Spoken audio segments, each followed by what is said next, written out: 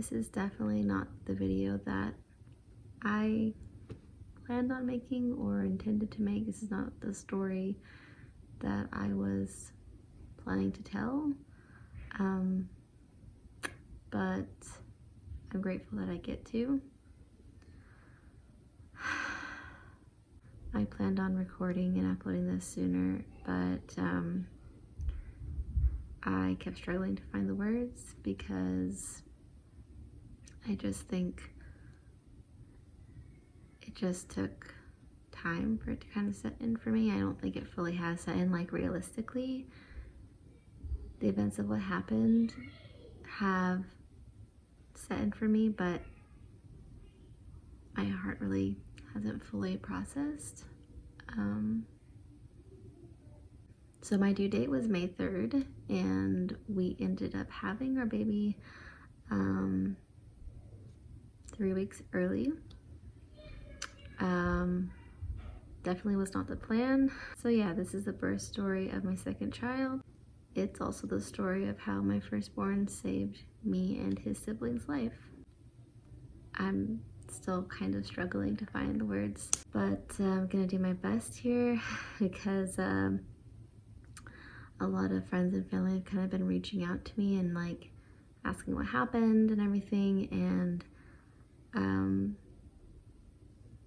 I've always been really good at, you know, kind of telling a traumatic story and telling it as if it was just a recollection of like a day at the park or something, but having to just tell it over and over again has been kind of difficult. So I think it would just be best to just sit down and just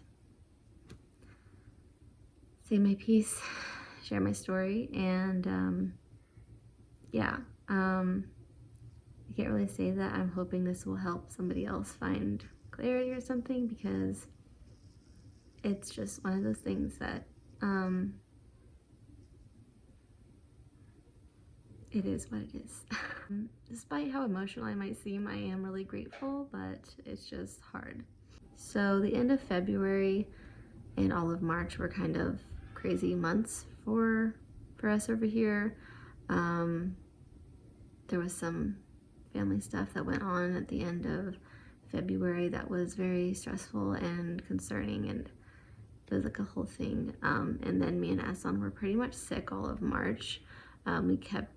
We got like a cold for 2 weeks, and then he got roseola, and he'd never been sick like that before.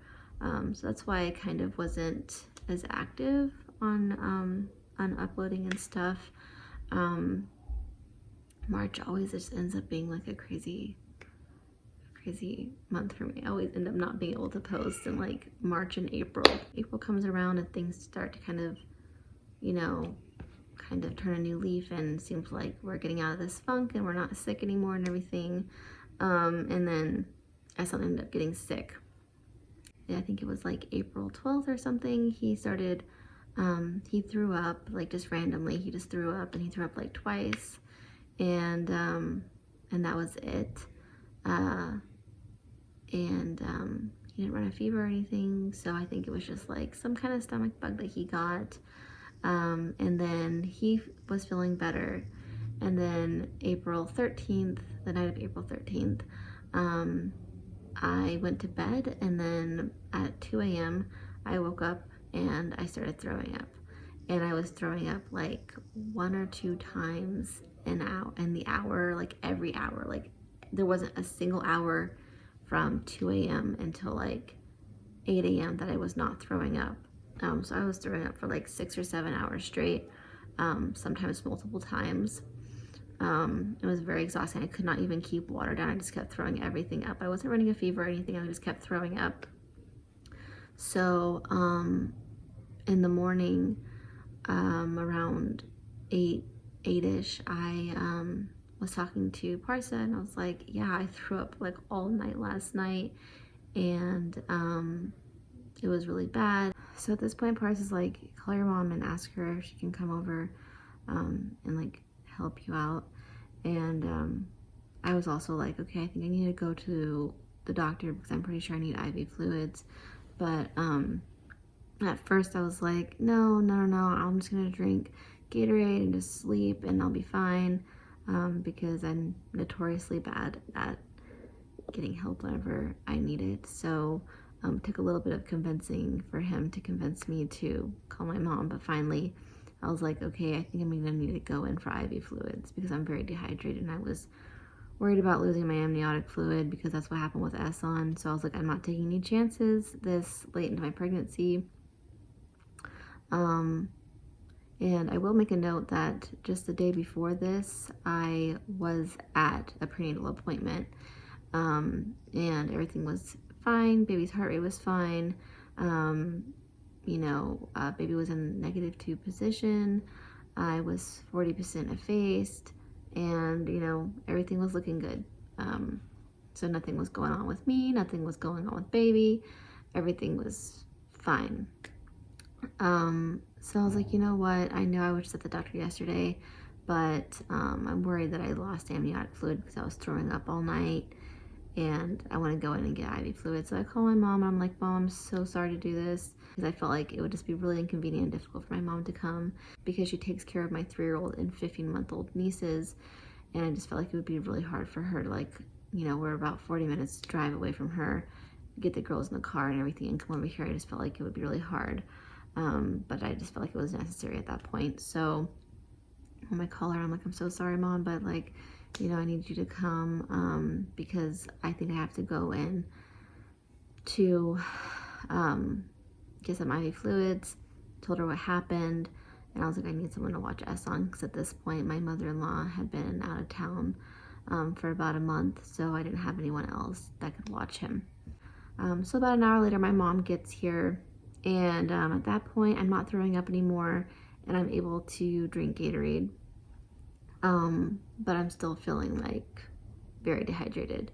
So I had called my doctor at this point and I asked the office, I was like, should I come in or should I just go to an urgent care? And they're like, we think you should just go ahead and come in and just get IV fluids here. So we get there to the hospital, we go to triage, we're waiting for a bit, and then we go to the back, and as soon as they start having put on the gown and everything, I'm getting this vibe and I'm just like, this is not gonna go. Something is brewing, something. I just instantly got this feeling of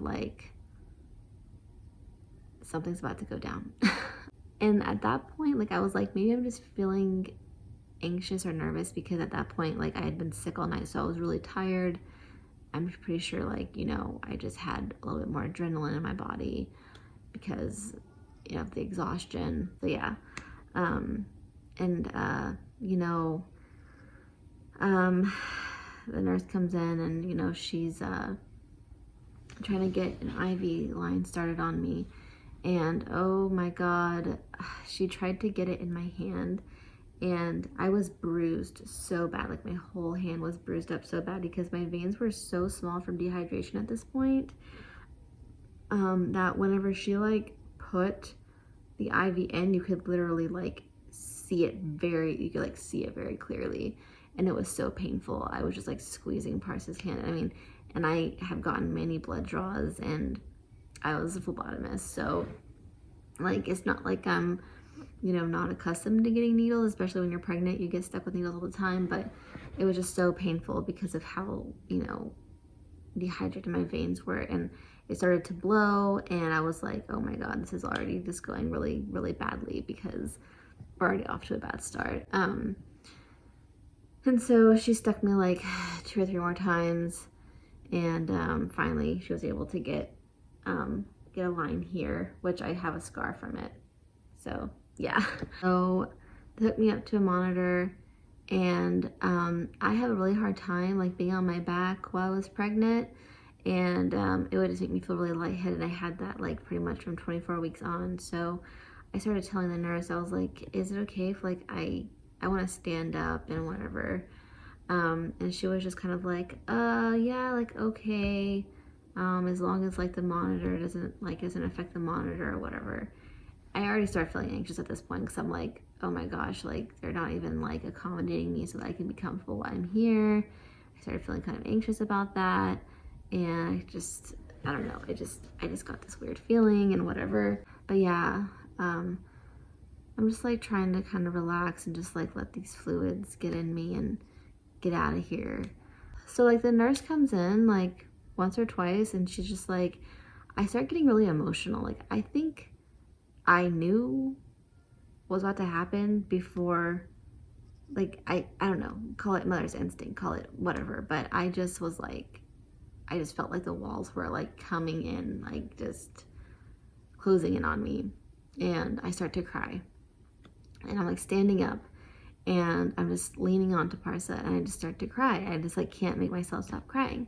So the nurse comes in and she's like, okay, what's going on? And I was just like, I'm just a bit like stressed out and nervous. And she was just like, okay, well, you need to try to stay calm because your crying is like making the baby's heart rate elevate. And so I was like, great. So I'm like trying to stay calm and I just like, I cannot, I just like, I keep crying. And like instinctively, I'm like, I need to just release this and get out of my body so I can relax. But mentally, I'm like, you need to get a grip because your baby is in distress because like you're under stress. And like, but the only way I could really release that stress was to cry at that point, but I couldn't cry. And I was just like, oh my gosh. So I started looking over at the monitor. I see his heart rate's in the 180s and I'm like flipping out. Like I'm trying not to look at the monitor. Price is like, just don't look at it. Just pay attention. Look at the IV drip or whatever. And I was trying to look at the IV drip and like count the drips, but they were going so fast that I was like, it was stressing me out. So I was like trying to like find something to kind of ground myself with, and I just couldn't. I just felt, I was exhausted and I just could not, mentally, I just like couldn't, I couldn't get a grip. And that started freaking me out because I'm not normally like that. I'm normally like, when it comes to it, like I can kind of, you know, suck it up. But I just felt like so much pressure building up. And I started just telling Parsa, I was like, something's not right. I just want to go home. Like, I just want to go home. And like, I felt like something wasn't right, but at that moment I was associating my environment with how I felt. I was just like, I don't feel good because I'm here. And the nurse is stressing me out and the situation is stressing me out. And I just need to go home. I just need to sleep and everything will be better. I'll just go home and get my Gatorade and I'll sleep. And like, I was looking at the bag of IV fluid and seeing how much more I had to go. And I was like, oh my gosh, I'm gonna have to be here until I finish that. And that is taking so long. And I just started unraveling. So then the nurse comes in again and she starts showing me the sheet. And she's like, your baby is having distress, signs of distress. And the baby's having, you know, decels and whatever. And I'm just like, okay. At this point, I'm like, all right, so I just need to like, I need to breathe and I need to just like relax and whatever. Like, I get it. I'm too stressed out. I'm like very high strung right now. And then she starts kind of like asking me these questions and like about like what I wanted for my birth, like my birth plan kind of. And I was just like, why are you asking me these questions right now? Like, whatever. Because I know that my doctor doesn't induce. So I was like, I know they're not going to induce me. So I was like, why are you asking me these questions? She was like, oh, I just don't see it on your chart. I'm just asking because, you know, I don't see anything. And I was like, yeah, I don't know how to upload my birth plan onto my chart. And she was like, oh yeah, let me show you how to do it and whatever. And she just like, you know, asked me more questions and whatever. And I think maybe she was trying to kind of distract me, but I'm not sure.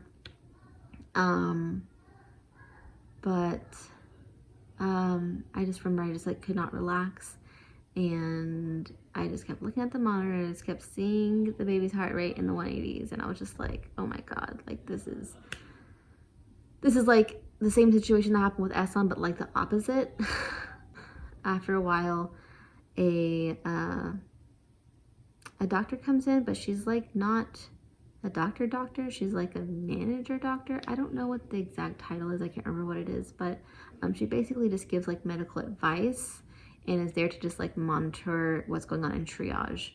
So she comes in, and I was really taken aback by her. She came in like really friendly, aggressive. Like, I don't know how to explain it or describe it. But she was just like, okay, so okay, mom. So you see this this you know this chart or whatever, and she's like, yeah, we're seeing significant like decels for your baby, and we recommend a C-section.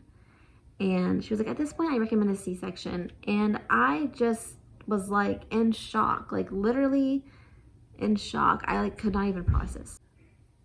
So like, and it was just like the way she delivered it. Like she wasn't like, all right, like let's sit down. Let me show you this and explain this to you. And like, it was very like, she was just like, okay, so we're gonna do a C-section now. And it was just like, what? Like, and then it was almost like she didn't understand my reaction to that. I was just like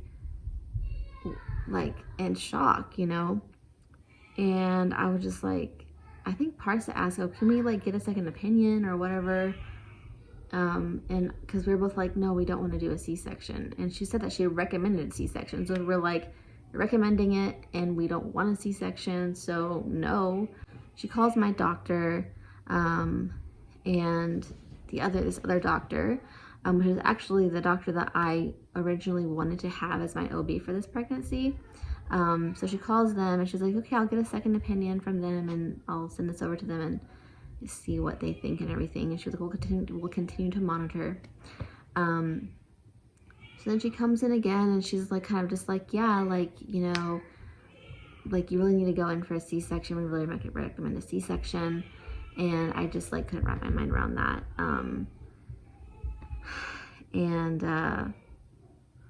I was trying to stay calm. At this point, my doctor is actually in a C-section herself.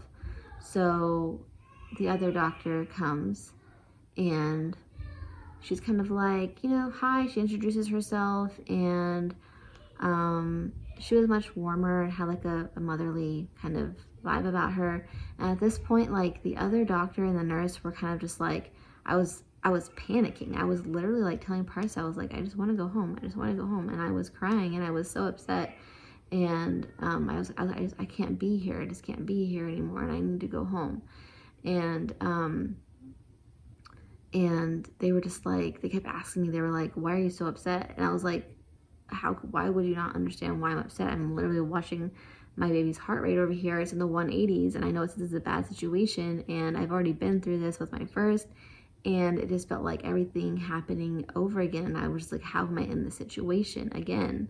I think also what was throwing me off was that I felt like how I felt all the time, aside from just being tired from being sick all night, but I didn't feel any pain. I didn't feel like anything weird going on in my uterus. Like I just didn't feel anything. I kept like trying to like kind of hone in and like see if I felt anything like off, but all I felt was just tired and dehydrated. So I think that was throwing me off even more, because I was just like, I feel nothing. And that just brought me back to how things happen with Esson, and I felt very triggered by that. Just like, if I wasn't on that monitor, I wouldn't have known anything was going on. Like if I had chosen to stay home and just sleep it off, I wouldn't have known that anything was going on. And it was very hard for me to wrap my mind around that this was happening to me again. And but yeah, the other doctor comes in, and she was the one that would be performing the C-section, and she kind of was like, okay, like what's going on? And she kind of was like, I hear that you're declining a C-section.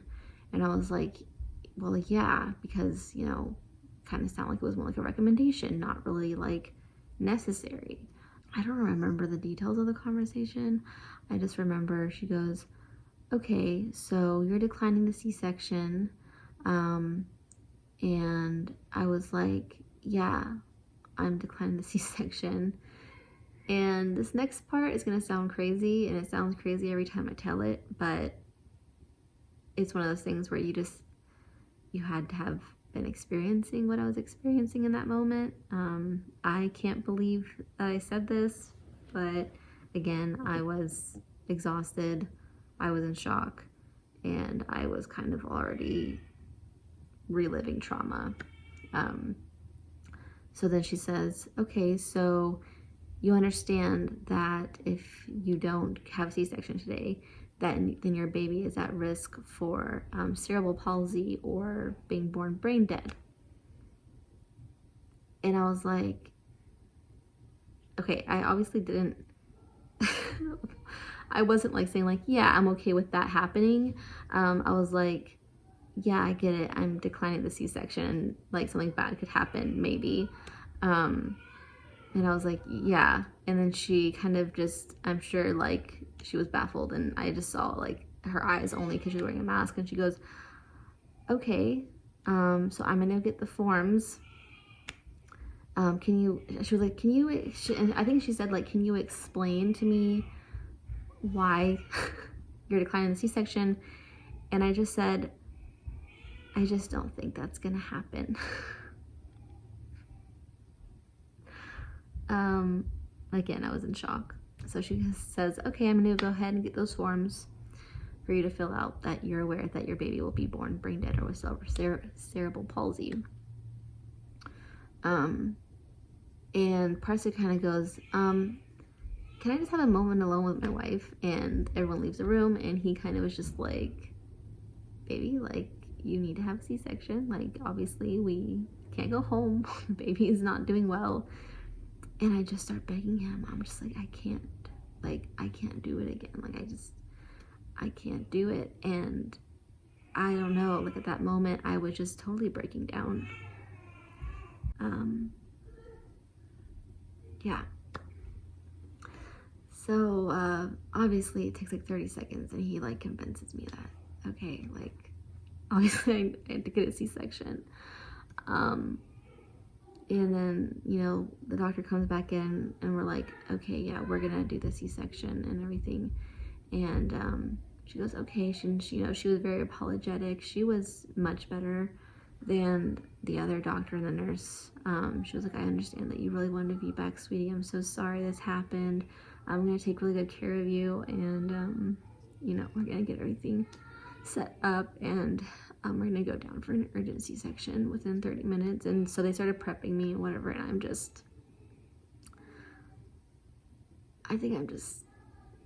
I feel like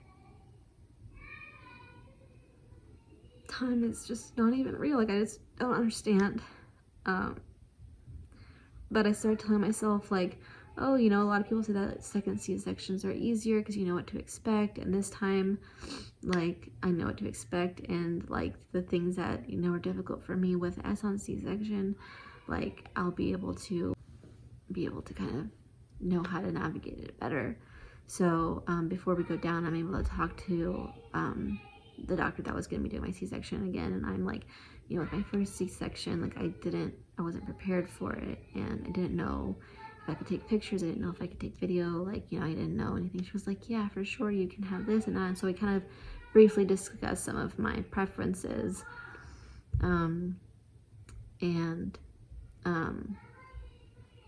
So I started telling myself, okay, this time, like, you're gonna have some semblance of control because, like, you'll know what you're getting into. And yeah, so we get down there and whatever, and I'm like really exhausted at this point. And that was like the hardest part, I think, was just like mentally I had to prepare myself for this really big thing, and I just didn't have it in me.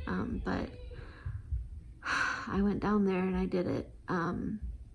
As soon as they laid me down on the table, I looked over at the anesthesiologist, and I'm like, I'm gonna start throwing up.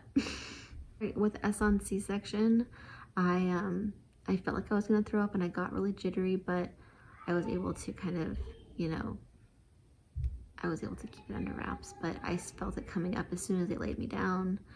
And I just was telling them, I was like, yeah, I just, you know, I feel like I can't breathe. Same thing I felt like with Esson's with Esson's C-section. And Parsa gets in, and I just start violently throwing up. I mean, I'm throwing up in my hair. I'm just not able to keep and I didn't have anything in my stomach, so I don't even know what I was throwing up, but it was just Gatorade and whatever fluid contents I had in my stomach. The anesthesiologist just has this little bag for me. I'm throwing up and I'm trying to aim into this bag. And then I start feeling like a lot of pain in my arms. I was shaking very violently, and I felt like my arms were in ice water. And at this point, I'm kind of delirious, honestly. I started just saying like, my arms are hurting, my arms are hurting, my arms are hurting. And at this point, our baby is born, and they lift him over the curtain, and he's crying, but he's very, very black. I didn't think I was gonna get emotional. So yeah, they take him over to give him oxygen, and I tell Parsa, I'm like, you know, go check on him. But he doesn't want to leave me because I'm like throwing up, I'm shaking really badly, and I'm really not in a good state myself. So he like didn't want to leave me. So then like I'm throwing up again. I can't really even enjoy the moment because my body is just totally out of whack. And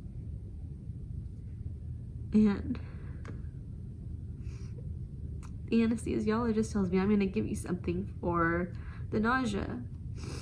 And the next thing I know, like, I'm waking up. I didn't know that I was gonna like fall asleep. I didn't know that she like was gonna give me something to make me fall asleep. The last thing I kind of remember was Parsa had brought the baby over to me, and I was like trying to kiss his cheek. And the next thing I know, I'm like, it kind of felt like I was just like underwater. Like I had like a filter over me, and I was trying to talk, and I was looking over. I kept just like extending my neck like this because I saw Parsa holding the baby like right here, and I was like trying to see, and I was confused.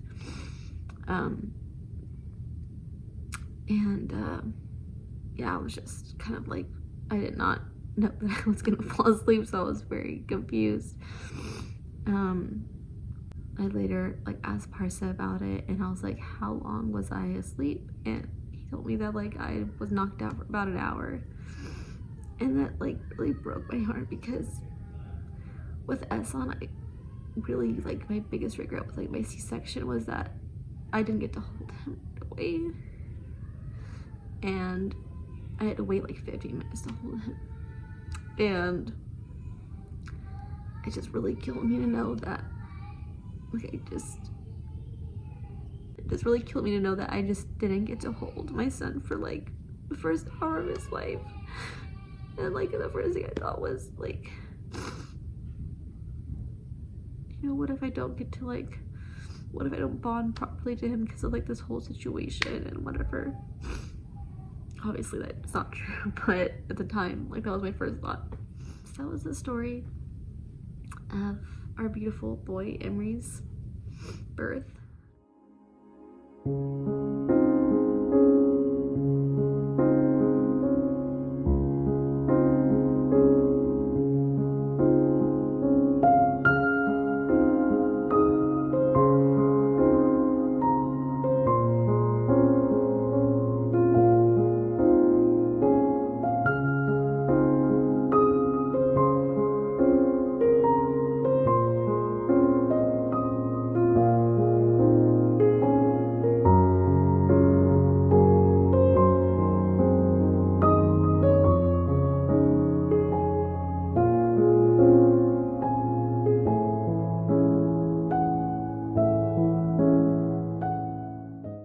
During the C-section, they were able to figure out why Emery was under distress, and it was because the cord was wrapped around his neck 3 times.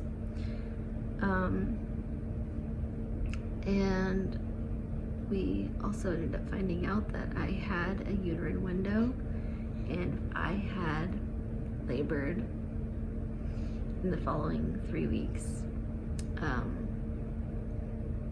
Me and him probably wouldn't have made it. Also found out that I'd be pretty high risk if I got pregnant again, and I wouldn't be able to carry a baby past 35 weeks. I'd have to have a C-section at 35 weeks if my pregnancy even made it that long. The likelihood of me hemorrhaging before that is pretty high. I wouldn't be able to be as active as I was within this pregnancy. With Emory C-section, this has been the part that's been the hardest for me to heal from, because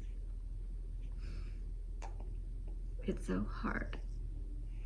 Because I'm not even 28 yet, and I definitely was not done having kids, and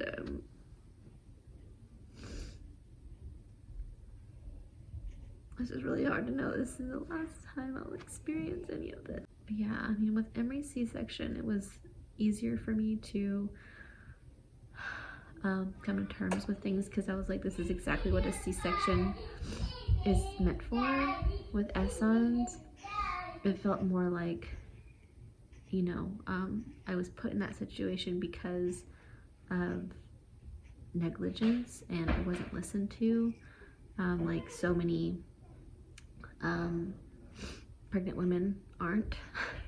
And I remember that for my 6-week postpartum visit after I had Esson, I remember telling the midwife, I was like, I'm angry because I feel like I had a perfectly healthy uterus and now it's damaged. And I remember her telling me, like, no, like, it's not, you know, plenty of women VBAC, but I was just like, I didn't feel like that at all. I was like, I shouldn't have to worry about, you know. And I feel like a whole world of possibilities just taken from me. And that's been the part that's been really hard for me to, like, some days I'm like, okay, yeah, you know, I'm at peace with it. But then, like, the reality will hit me and I'm like, I just feel like I can't wrap my mind around it, and I can't feel like that's real. I'm just not there yet, and I feel like it's gonna be so hard whenever I get to that point where I start, like, really wanting another kid, and, like, I can't. Or just people have told me, oh, you can see a specialist and, you know, everything. It's like, but that, it's like the risk. I could risk my 2 sons that I have right now, like, not having a mom by doing that, and I just feel like it's selfish, and I just couldn't risk it. But like I said, I'm grateful that he's here. I'm grateful that I'm here. And my 2-year-old, definitely, he saved us, because I would not have gone in to the doctor that day. As hard as this has all been, I'm really blessed, and I know that. That's all I have to say for now. This is definitely the hardest thing I've ever been through, and I'm still going through it, but I feel like I don't know if I'll ever really be able to heal from it, because I feel like it always come up when people ask me when I'm trying for another one, or I'm sure they're gonna ask, oh, are you gonna try for a girl or whatever. Like, I'm sure it's gonna be hard. I'm just trying to prepare for those moments, and just be grateful for the ones that I have.